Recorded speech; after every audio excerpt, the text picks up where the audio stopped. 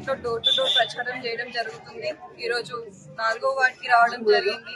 మరి ఇక్కడ వైఎస్ గారు అభ్యర్థిగా కాంగ్రెస్ పార్టీ నుంచి నిల్చోవడం జరిగింది.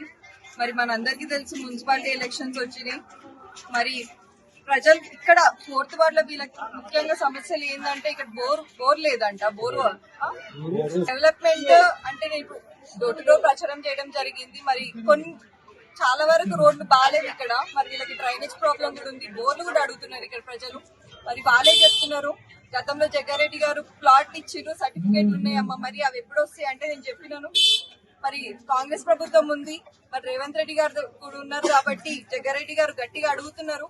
మరి మా సంగారెడ్డి ప్రజలకి మేము గతంలో ఇట్లా ఇచ్చినాము, మరి వాళ్ళు ఏంటంటే కిరాయి కట్టుకోలేక చాలా ఇబ్బందులు పడుతున్నారు. లేకపోతే ఒక ఇంట్లో ఎక్కువ మంది ఉంటున్నారు, అంటే 10 మంది అట్లా ఒక కొడుకు అంటే 4 కొడుకులు ఉంటున్నారు. మరి ఇబ్బంది అవుతుంది, వాళ్ళ తల్లు చాలా బాధపడుతున్నారు. వాళ్ళు ఏమంటున్నారు అంటే మా పిల్లలకు పట్టాలు ఇప్పియండి అమ్మా.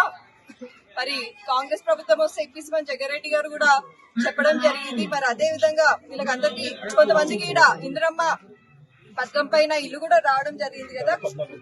వాళ్ళు వచ్చిన కొన్ని కన్స్ట్రక్షన్ కూడా అవుతున్నాయని చెప్పడం కూడా జరిగింది.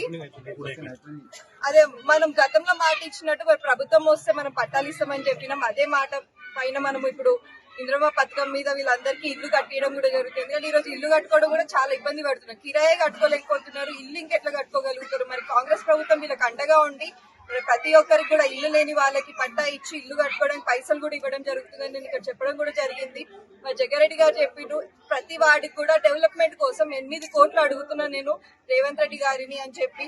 మరి ఎలక్షన్స్ తర్వాత ప్రతి వాడికి కూడా 8 కోట్లు రావడం జరుగుతుంది. ఇక్కడ ప్రజలు కూడా నాకు క్లియర్ గా చెప్పడం జరిగింది, మీకోసమే పనిచేస్తుంది పార్టీ, మీకోసం ఈ ఎలక్షన్స్ కూడా మీకు అందుబాటులో ఉన్న లీడర్ ని ఇక్కడ చేయగొడుతూ కోటేసి మీకు అందుబాటులో ఉన్న లీడర్ ని గెలిపించుకోండి, మరి పనులు చేసుకోండి అని కూడా నేను క్లియర్ గా చెప్పడం కూడా జరిగింది. మరి అందరూ కూడా చాలా సంతోషంగా ఉన్నారు.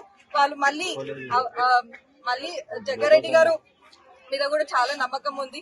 ఎందుకంటే మాట ఇస్తాడు, మాట పైన నిలబెడతాడు అనే నమ్మకం. మరి కార్యకర్తలు కూడా ఇక్కడ చాలా కష్టపడుతున్నాము. ఎందుకు అందరు ప్రజల కోసమే, డెవలప్మెంట్ కావడం కోసం, పనుల కోసం కష్టం చేసే వ్యక్తులము.